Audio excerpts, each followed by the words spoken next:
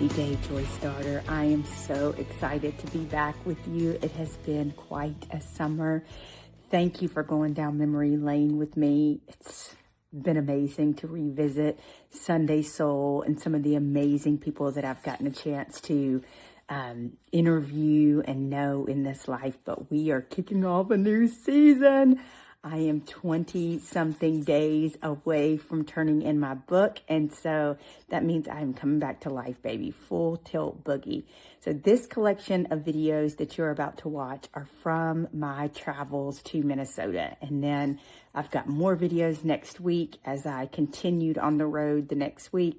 And then I've got some amazing people and my stories for you this season, this fall. I love you guys. As always, please share this with somebody. Like, subscribe. It helps us grow this movement. It helps us touch more people. Blessings. Enjoy. Y'all, said to somebody the other day, I have this commitment to show up real, unfiltered, just myself. And so I wanted to tell you this morning, just like how jacked I am. Like I can't contain it. I'm leaving for Minnesota today, y'all. And I have been with this program 10 years in a row. 10 years in a row. PJ Fleck, thank you so much. Like, thank you from the bottom of my heart for allowing me access year after year after year after year after year after year after year after year after year after year. Did I say it 10 times? To your players, to love on them, to encourage them, to lift them up, to give them new skill sets, to give them new visions, to get them thinking about legacy and purpose. And I'm just so grateful. So expect so much content from me, stories and whatnot whenever I have my phone.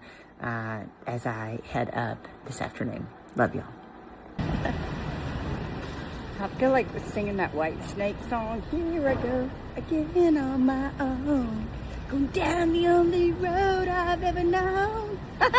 First of all, I'm not on my own though, so I can't really sing that. And second of all, the reason why I felt like singing it is because I'm making this trip for many other times, but to speak to this team, the Gophers, for the 10th year in a row. There's nobody else in the country that has had me in over and over and over and over and over again like PJ Fleck. And I'm just so jacked. If y'all can't tell, I might dance in the meeting room tomorrow. Love y'all. I try to notice things when I travel. I just, but at this point in my life, it's not try. I just do notice things. And like little tiny bits of shared humanity, right? So there was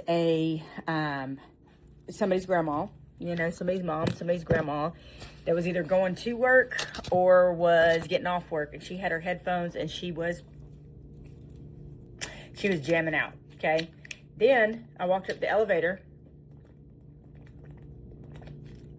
kind of backed up a little bit and kind of walk around, and there's some people waiting there before, and I didn't push the button on my side. So like this father of one family went and pushed a button for us, and I said, hey, thanks, shared humanity or something like that.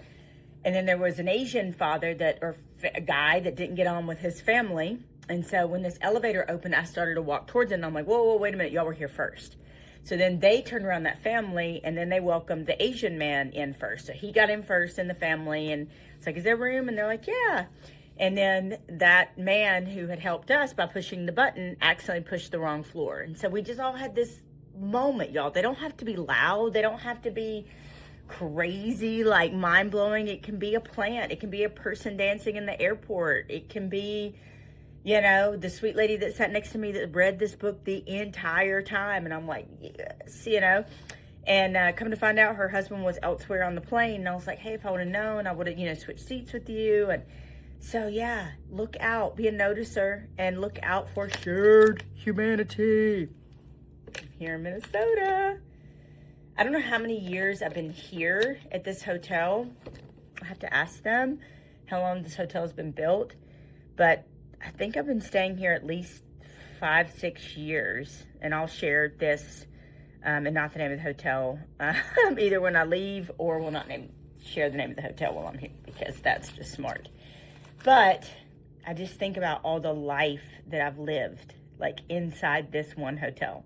And I was even watching the lobby, because the lobby, like, it's busier than usual, and usually this hotel is very busy anyway, but they said they had a swim championship in town. So shared humanity, y'all. Be a noticer.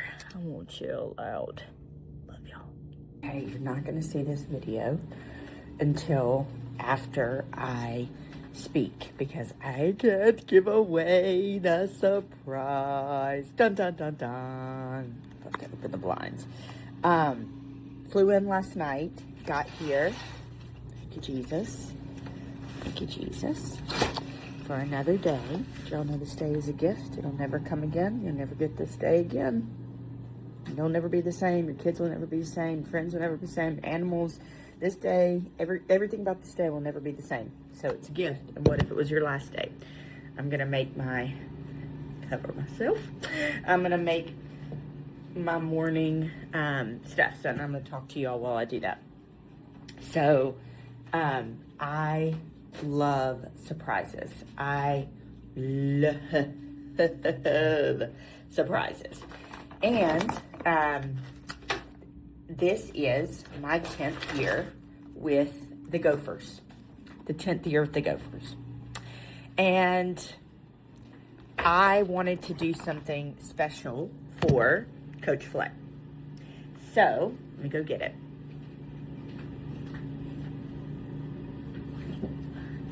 Oh, I got in last night. It's an hour earlier here at CST. I got in last night, promptly unpacked, took my supplements, my vitamins, and went to bed. Oh, yeah, because I wanted a good night's sleep. And today is an amazing day because I get to go speak to my Gophers tonight. So I wanted to do something special for him. 10 years of having me in and being committed to mental health, amongst many other things. So I got him this award. It's really beautiful. It's this glass award, this really pretty box. I'm trying to get my fingers on it.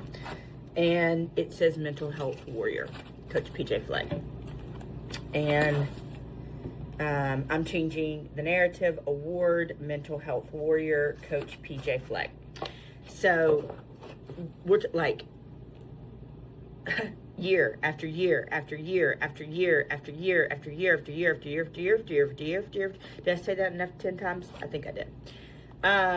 So there's that. But I also got him, I got some former players that I'm still in touch with, because I'm in touch with many of my former players. I got them to make him a video about how he has been impactful in their lives, and how having a coach that is so passionate about mental health and how it's affected their lives. So I got 4 former players to make him a video. So he thinks that I'm coming in to speak tonight, and he doesn't know that the time that is allotted to me is actually, more than anything, probably half of it is going to be to honor him. So, I'm so excited. So, day of these things, I take my time. I usually get a workout in. I go over all my notes. I watch, I listen to other things, I study, and then I slowly get ready. So no rushing on this day. Wherever I speak, wherever it's, wherever I speak. But usually at Minnesota, it's in the afternoon or the evening. And so make sure not to rush and just really go in there at my highest and best self. So I can't put this out there before I go in, because then it would give away the surprise. But I'm going to share it in a podcast for afterwards, and y'all will be able to see all this footage. Okay, thanks. Love y'all. Hi, Jajuna here. I just want to say thank you to Coach Fleck. Being in Minnesota for 5 years, I can definitely call that home. But thank you so much for shedding light on mental health and how passionate you are for mental health, because so many athletes struggle with mental health. And I think Coach Fleck allows you to be vulnerable in situations, like bringing in different speakers like Rachel. And the biggest thing I've learned under Rachel is it's okay to take off your mask, and it's okay to be you. It's okay to not just follow the persona of your family, and it's okay to be different. And it's okay to speak up. And I really do think that that is a very big thing, and a very honest thing with yourself. Hearing different stories over the past 5 years, it definitely brought a lot of our brothers, a lot of our friendships, a lot of our teammates closer together. And not a lot of programs do that. So I definitely want to say thank you to him and how he embraces that and shows that love to his players. Yo, what's good, Coach?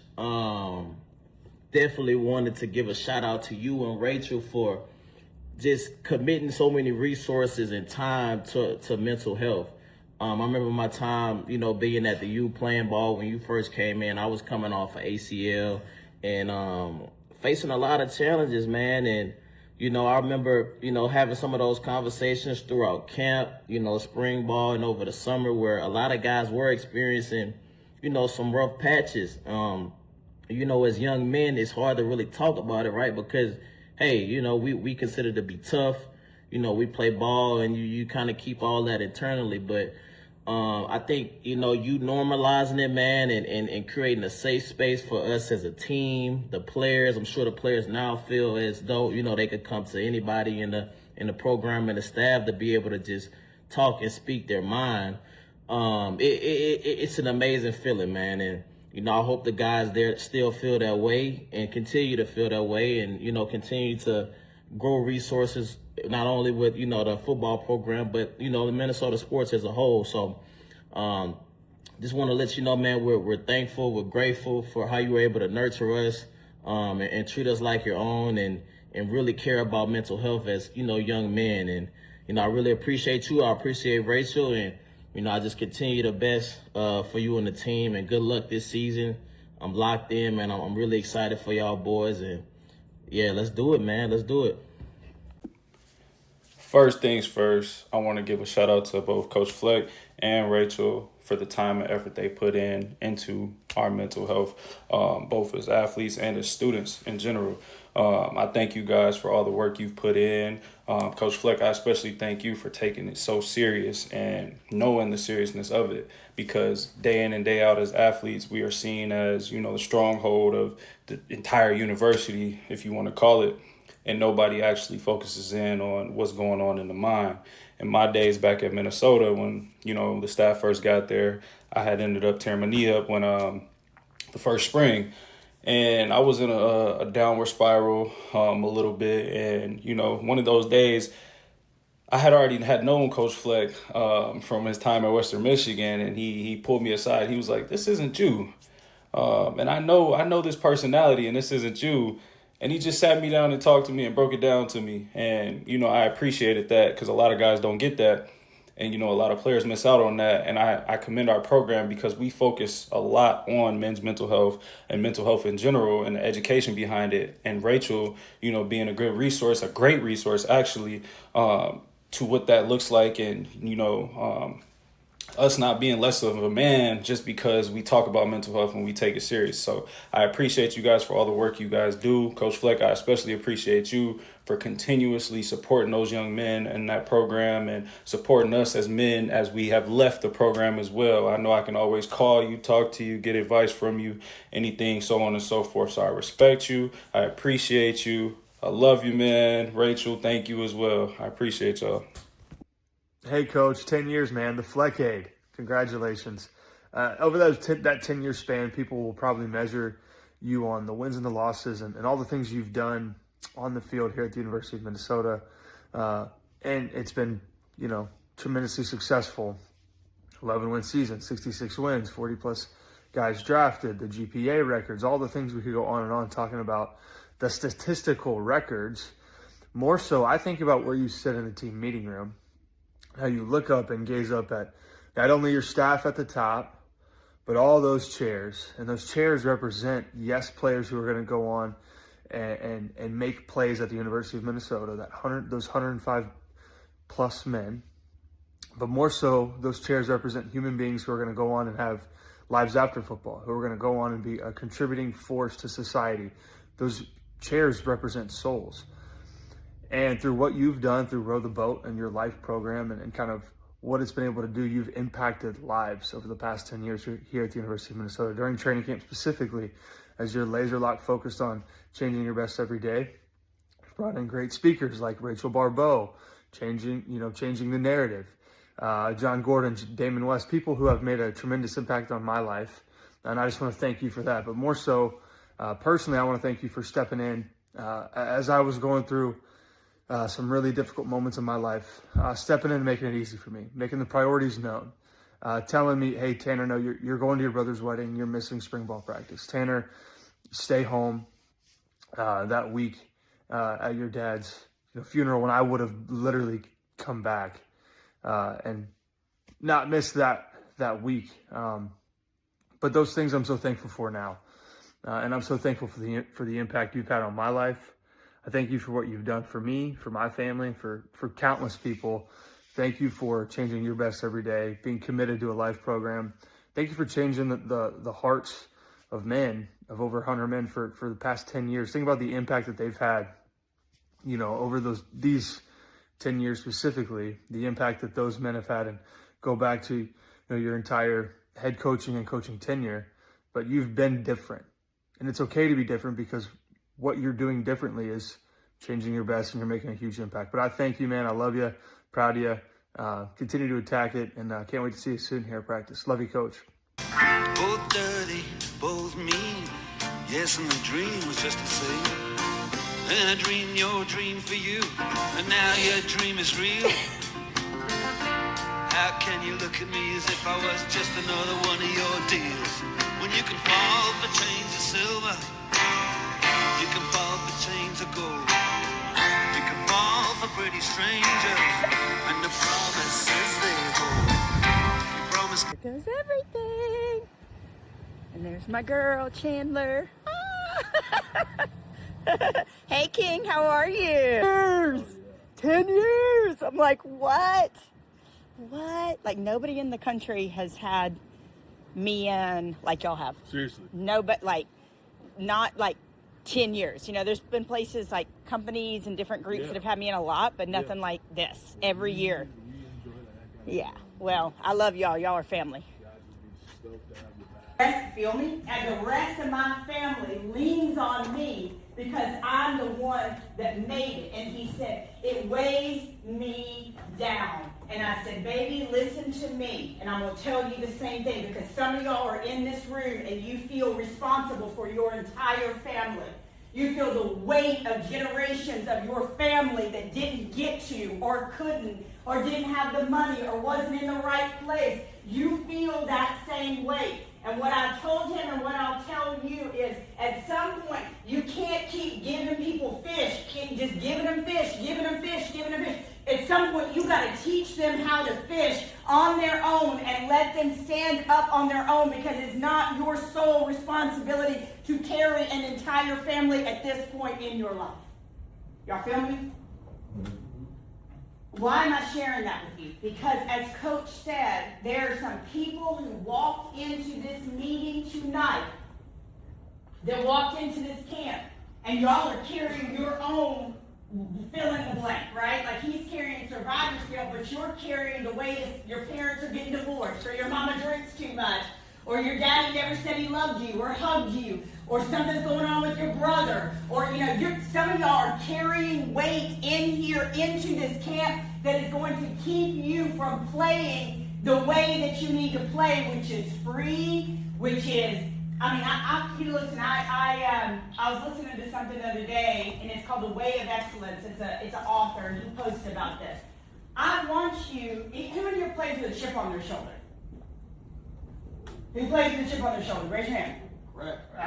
We call it crash. So Okay. that's why they probably won't Okay. raise your hand, because Okay. chip, no, cracks, yes. And if we got down to the brass tacks of it, probably something happened in your father's life. Because guess what? People don't arrive broken. That person that hurt you, people don't arrive broken. And when I say this to you, I'm not saying forgive and let somebody right back in the front row of your life. Some people you do need to hold at an arm's length distance. But I'm asking you to forgive for your sake, for their sake.